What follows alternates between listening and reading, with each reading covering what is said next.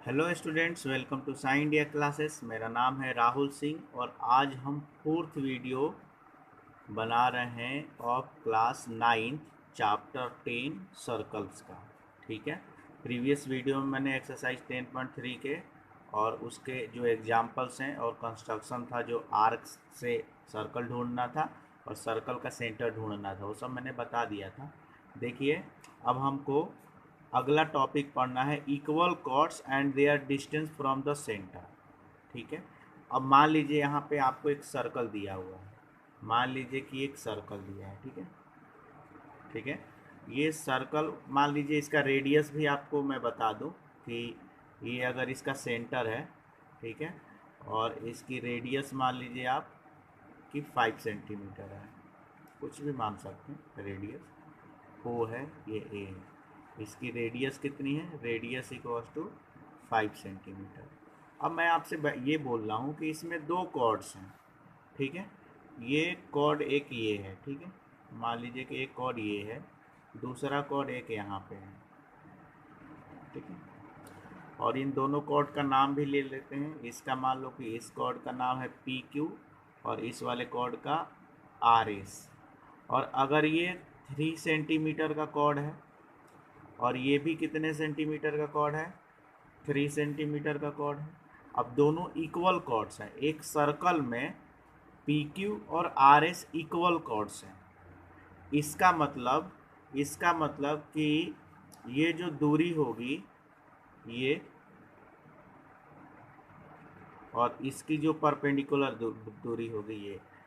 ठीक है, मतलब कि ये सेंटर से जितना दूर होगा, अगर अगर ये सेंटर से एक्स डिस्टेंस पे है तो ये भी सेंटर से एक्स डिस्टेंस पे होगा। ठीक है, कहने का मतलब क्या कि इक्वल कॉर्ड्स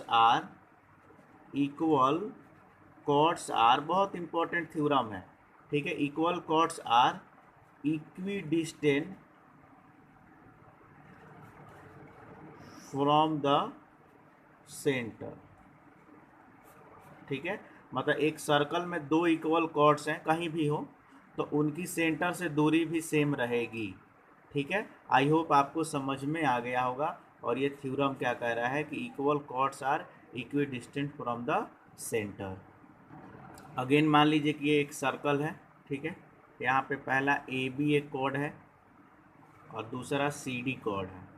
ठीक है, ये इसका सेंटर है। ठीक है, ये अगर 8 सेंटीमीटर का है और ये भी 8 सेंटीमीटर का है। ठीक है, और यहाँ से इसकी जो दूरी है सेंटर से, हमेशा ये दूरी जो रहेगी ना, ये हमेशा ये डिस्टेंस परपेंडिकुलर डिस्टेंस लेते हैं। ये हमेशा क्या लेते हैं? Perpendicular distance. अगर मैंने बोला कि ये डिस्टेंस इसकी 5 सेंटीमीटर है, तो आप मुझे ये बताओ कि इसकी यहाँ से परपेंडिकुलर डिस्टेंस कितनी होगी? कितनी होगी? तो सिंपल सी बात है, अगर ये 8 है, ये भी 8 है, तो यहाँ से इसकी दूरी अगर 5 सेंटीमीटर है तो सेंटर से इस कॉर्ड की भी दूरी कितनी होगी? 5 सेंटीमीटर। क्यों? क्योंकि equal chords are equi distance from the centre. मतलब कॉर्ड इक्वल है तो इनकी दूरी यहाँ 5 है तो ये भी 5 होगी। और फॉर एग्जांपल अगर एक और हम अगर ले लिए कॉर्ड, एक और हमने कॉर्ड ले लिया और ये भी अगर 8 सेंटीमीटर का है। ठीक है, ये मान लीजिए कि पी क्यू कॉर्ड है। ठीक है, पी क्यू है और ये भी 8 सेंटीमीटर का है, तो इसकी भी परपेंडिकुलर डिस्टेंस कितनी होगी? यहाँ से इसकी भी परपेंडिकुलर डिस्टेंस 5 सेंटीमीटर ही होगी। फॉर एग्जांपल एक और हमने कॉर्ड ले लिया यहाँ से, ये मान लीजिए। ठीक है, और ये कॉर्ड मान लीजिए हमने कि आर एस है।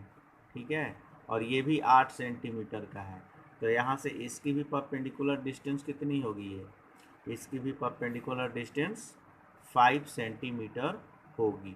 मतलब equal chords are equi distance from centre. अगर ये 8 है तो ये 5, तो ये भी 8 है तो ये भी 5, ये 8 है तो ये भी 5, ये 8 है तो ये भी 5 होगा। I hope you understand. आगे बढ़ते हैं। तो अब जब देखेंगे तो थ्योरम 10.6 है। ठीक है, इसको प्रूफ नहीं करा सकते हैं, ये थ्योरेटिकली बता सकते हो या फिर आप कंस्ट्रक्शन कर लो। एक सर्कल बना लो, एक सर्कल में दो कॉर्ड ले लो। ठीक है, और सेंटर से दोनों एक सर्कल बना लो, सर्कल में दो इक्वल लेंथ की कॉर्ड बना लो और सेंटर से दोनों का परपेंडिकुलर डिस्टेंस फाइंड आउट करोगे तो you will get the same distance. तो इसको अगर प्रूफ करना है तो कोई हम कैसे प्रूफ कर सकते हैं? बाई कंस्ट्रक्शन करके प्रूफ कर दो। बाकी ये आता नहीं है ये, लेकिन ये इसका यूज रहता है, इसको यूज करके बहुत सारे क्वेश्चन हमको करना है। तो equal chords are equi distance from a circle. दूसरी चीज़ कह रहा है जस्ट इसका अपोजिट, थ्योरम 10.6 कह रहा है कि chord equi distance from the centre are equal in length. मतलब दूसरे में ये कह रहा है, दूसरे में देखो इसमें क्या था कि अगर कॉर्ड्स इक्वल थे, ठीक है, तो कॉर्ड्स इक्वल थे, मान लीजिए कि ये इसका सेंटर है, तो पहले वाले में था कि अगर ये 8 और ये 8 तो ये 5 और ये भी 5। अब मान लीजिए कि ये सेंटर है, ये सेंटर से एक इस साइड, ठीक है, और एक इस साइड, ठीक है, इस सेंटर से, ये सेंटर ओ से इधर 3 सेंटीमीटर दूर और इधर भी 3 सेंटीमीटर की एक लाइन खींच ली है, ठीक है। अब यहाँ पे एक कॉर्ड पास कराओ, कॉर्ड क्या करोगे तो यहाँ पे 90 डिग्री बना लेना, ये 60 120 डिवाइड करोगे दोनों को तो ये आ जाएगा 90 और इस 90 से कॉर्ड ऐसे पास करा लेना, ठीक है। तो ये आपका इस पे 90 डिग्री हो जाएगा, ये कॉर्ड हो जाएगा। ऐसे ही आप इस पे भी क्या करोगे, यहाँ पे भी यहाँ से एक एंगल बना लीजिएगा, ये 60 डिग्री हो जाएगा, ये 120, दोनों को कटोगे 90 डिग्री और ये 90 से होते हुए ऐसा ये पास करा लेना, ठीक है। अब देखोगे कि अगर ये 3 सेंटीमीटर था, ये भी 3 सेंटीमीटर, तो ये जितनी लेंथ की आ गई, मान लीजिए कि ये 3.5 सेंटीमीटर लेंथ का आया, तो ये भी देखोगे कि 3.5 सेंटीमीटर लेंथ का आया। मतलब कि दोनों थ्योरम जस्ट अपोजिट हैं। पहले वाले में कह रहा था कि अगर कॉर्ड्स इक्वल हैं तो डिस्टेंस इक्वल होगा, और इसमें कह रहा है कि अगर डिस्टेंस इक्वल है तो कॉर्ड्स इक्वल होगा। ये दोनों थ्योरम को यूज करके हमको बहुत सारे क्वेश्चंस करने हैं इसी एक्सरसाइज में, एक्सरसाइज 10.4 में। तो उसको बड़ा अच्छे से याद रखिएगा और इसको आप वेरीफाई कर सकते हो by the help of construction, अगर आप करना चाहो तो। नहीं करना है कोई बात नहीं, आगे बढ़ते हैं।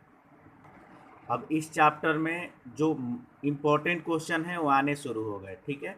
ये एग्जाम्पल 2 VVIP क्वेश्चन है, बहुत आता है, और इसका जस्ट अपोजिट आप देखोगे तो एक्सरसाइज 10.4 का थर्ड क्वेश्चन, ठीक है।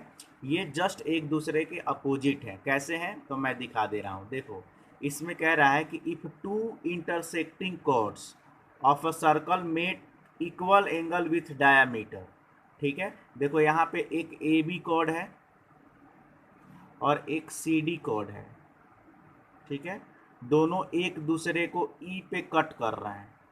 तो if two intersecting chord A B and C D are intersecting chord, मतलब एक दूसरे को इंटरनली ई पे इंटरसेक्ट कर रहे हैं, make equal angle with diameter passing through the point of intersection. इस पॉइंट ऑफ इंटरसेक्शन से एक डायामीटर क्रॉस हो रहा है। क्यों डायामीटर है? क्योंकि ये भी एक कॉर्ड है, ठीक है, ये भी एक कॉर्ड है, लेकिन ये सेंटर से पास कर रहा है तो ये डायामीटर है, ठीक है। कह रहा है कि make equal angle with diameter, मतलब जो ए बी कॉर्ड है डाया के साथ कितना एंगल बना रही है, ये वाला एंगल, और यहाँ कलर चेंज कर लेते हैं ब्लू कलर। और सी डी कॉर्ड जो है डायामीटर के साथ कौन सा एंगल बना रही है, ये वाला एंगल। ये दोनों इक्वल एंगल दिया हुआ है, ठीक है। कौन सा एंगल? तो ए ई क्यू और डी ई क्यू एंगल क्या दिए हैं, दोनों दोनों इक्वल एंगल दिए हैं, देख रहे हो ना आप। ये एंगल इस एंगल के बराबर दिया हुआ है, ठीक है। तो हमको प्रूव करना है कि ये दोनों ए बी जो है सी डी के बराबर होगा, ठीक है। ए बी सी डी के बराबर होगा। कैसे करोगे? हम अपने डायग्राम से आपको बना दूं तो आपको और अच्छे से समझ में आएगा, ठीक है। अपना डायग्राम बना के बता रहा हूँ। चलिए क्वेश्चन करते हैं। एग्जाम्पल 2 यहाँ पे लिख लेते हैं, एग्जाम्पल 2, ठीक है। यहाँ पे देखिए, यहाँ ए लिख लेते हैं, ऊपर नहीं आया। तो यहाँ पे ए बी और सी डी दो कॉर्ड्स हैं, एक दूसरे को इंटरनली किस पे कट कर रहे हैं, ई पे, ठीक है। ये मान लीजिए इसका सेंटर ओ है, तो इस ई के थ्रू एक हमको डायामीटर खींचना है, तो खींच लेते हैं एक डाया, ठीक है। ये आपकी एक डाया हो गई, ठीक है। और डाया का नाम क्या दिया है यहाँ पे, पी और क्यू, ठीक है। तो यहाँ पे दे देते हैं ये है पी और क्यू, ये डायामीटर है, ठीक है। अब इसमें कह रहा है कि ये जो ए बी है पी क्यू के साथ कौन सा एंगल बना रहा है, तो ये एंगल, ध्यान दीजिएगा ये ब्लैक से। और जो सी डी है वो पी क्यू के साथ कौन सा एंगल बना रहा है, ये एंगल। ये दोनों एंगल कह रहा है कि आपस में इक्वल है। गिवन क्या दिया है बेटा, गिवन है कि angle A E O, angle A E O equals to angle D E Q, या फिर D E O, angle D E O. A E O बोलो चाहे ए ई क्यू बोलो, और डी ई ओ बोलो या फिर डी ई क्यू बोलो, एक ही बात है, क्योंकि ओ और क्यू एक ही लाइन पे हैं, ठीक है। तो ये दोनों आपस में इक्वल हैं। तो टू प्रूफ क्या करना है, टू प्रूफ करना है कि ये दोनों अगर ये इक्वल एंगल बना रहे हैं तो कॉर्ड भी आपस में इक्वल हैं, मतलब कि A B equals to C D हमको प्रूफ करना है, ठीक है। समझ गए क्वेश्चन। यहाँ पे एक ए बी और सी डी दो कॉर्ड्स हैं जो कि डायामीटर, एक डायामीटर जो कि इस पॉइंट ऑफ इंटरसेक्शन से क्रॉस हो रहा है ये डायामीटर के साथ, इक्वल एंगल बना रहे हैं। तो हमको प्रूफ करना है कि कॉर्ड भी इक्वल हैं। यहाँ पे एक कंस्ट्रक्शन की ज़रूरत पड़ेगी। कंस्ट्रक्शन की क्या, तो यहाँ पे आपको एक परपेंडिकुलर यहाँ पे गिराना पड़ेगा, इस पे ये और इस पे ये, ठीक है। आपको क्या करना पड़ेगा, यहाँ पे ए बी और सी डी पे, ए बी और सी डी पे, ठीक है। यहाँ पे कौन सा परपेंडिकुलर, एल और एम किया है, ठीक है। तो हम यही लिख लें, एल और एम दो परपेंडिकुलर गिराना पड़ेगा। कंस्ट्रक्शन क्या हुआ, तो ड्रॉ, ठीक है, O L perpendicular to, O L किस पे परपेंडिकुलर है, A B, and O M, O M किस पे परपेंडिकुलर है, परपेंडिकुलर टू सी डी। हमने ओ से O L perpendicular A B पे ड्रॉ कर लिया और O M perpendicular C D पे ड्रॉ कर दिया, ठीक है। अब हमारा प्रूफ बड़ा आसान होगा, क्यों, क्योंकि हमको दो ट्रायंगल को, triangle L E O, in triangle L E O and triangle M E O, इन दोनों को हमको क्या करना है, कॉन्ग्रुएंट प्रूफ करना है। कर सकते हो क्या कि नहीं कर सकते हो, मैं तो कर सकता हूँ, पूछिए कैसे। तो देखिए, इन ट्रायंगल एल ई ओ और एल ई ओ और एम ई ओ, देखो ये एल ई ओ और एम ई ओ आपस में इक्वल हैं, L E O equals to angle M E O, ये आपस में इक्वल हैं, गिवन है। क्यों, क्योंकि एल ई ओ बोलो चाहे ए ई ओ बोलो, यही एंगल बात हो रही है, ये दोनों आपस में इक्वल दिया हुआ है ऊपर। और ए ई ओ बोलो चाहे एल ई ओ बोलो, और एम ई ओ बोलो चाहे डी ई ओ बोलो, एक ही बात है, मतलब ये चीज़ यहाँ पे गिवन हो गई।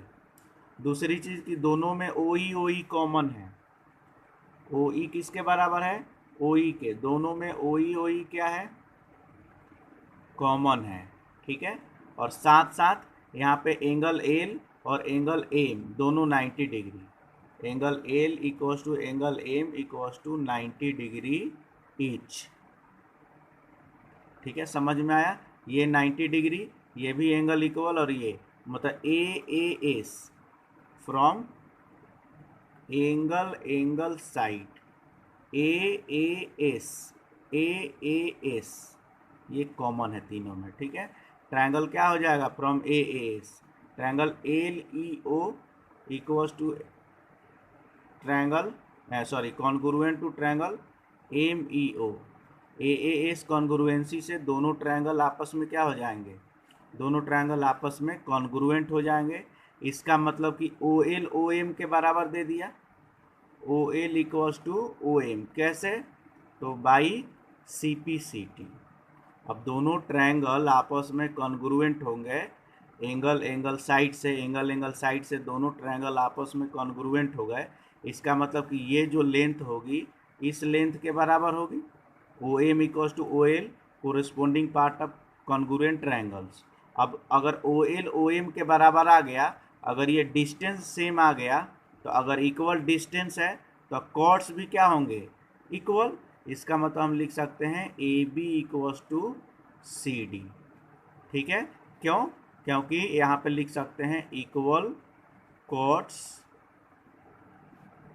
Chords are equi distance from centre, और ये हमारा हो गया प्रूफ। क्योंकि हमने जब ओ एल ओ एम के बराबर लिया दिया, मतलब कि हमारी सेंटर से डिस्टेंस दोनों की सेम है, मतलब कि कॉर्ड्स भी आपस में सेम होंगे।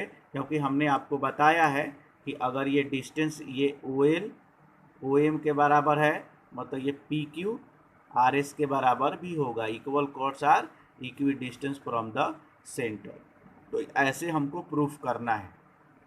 ठीक है, अब आप पूछोगे हमसे कि सर ठीक है, लेकिन आपने ये क्यों बोला कि ये थर्ड वाला भी सेम ही है, उसी फॉर्मेट में बनेगा? तो बिल्कुल बनेगा। थर्ड में कह रहा है कि if two equal chords of circle intersect within a circle, prove that line joining the point of intersection make equal angles with chords. मतलब इसका जस्ट अपोजिट है।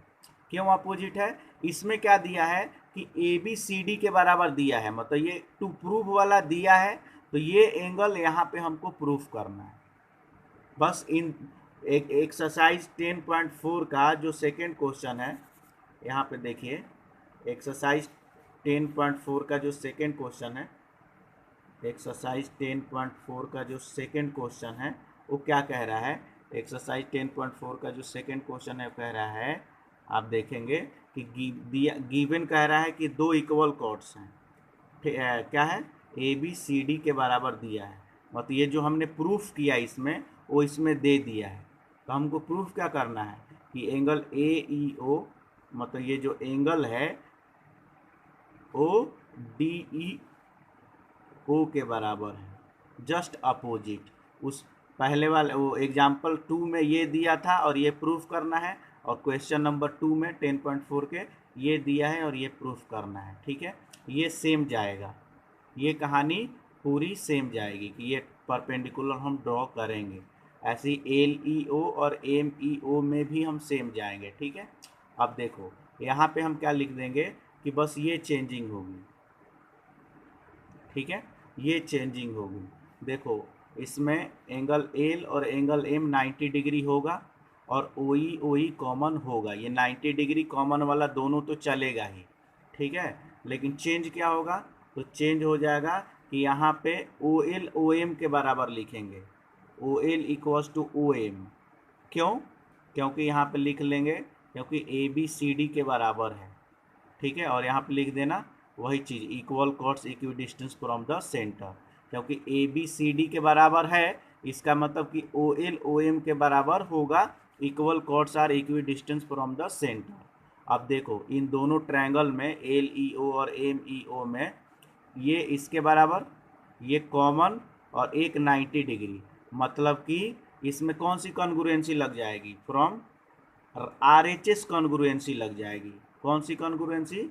R H S. क्यों? कि 90 डिग्री वाला राइट एंगल, ओ ई वाला hypotenuse, और एक side आ गया, मतलब from R H S congruency. ये दोनों आपस में कॉन्ग्रुएंट होंगे, और कॉन्ग्रुएंट होंगे इसका मतलब कि कॉन्ग्रुएंट होंगे इसका मतलब कि हम डायरेक्ट लिख सकते हैं कि एंगल एल ई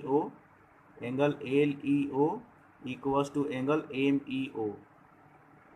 ठीक है, कैसे? By C P C T, या फिर आप कह सकते हो कि A B angle A L E O बोलो, चाहे angle A E O equals to angle D E O, एक ही बात है, दोनों में से कर सकते हो। ठीक है, तो ये दो क्वेश्चन मैंने आपको करा दिया। I hope you understand. ये दो क्वेश्चन मैंने आपको करा दिया, ये और एक्सरसाइज ये का दो क्वेश्चन आप करिएगा। नेक्स्ट वीडियो में बाकी इस एक्सरसाइज के सारे क्वेश्चन करा दूंगा। Thank you so much. Have a nice day. God bless you.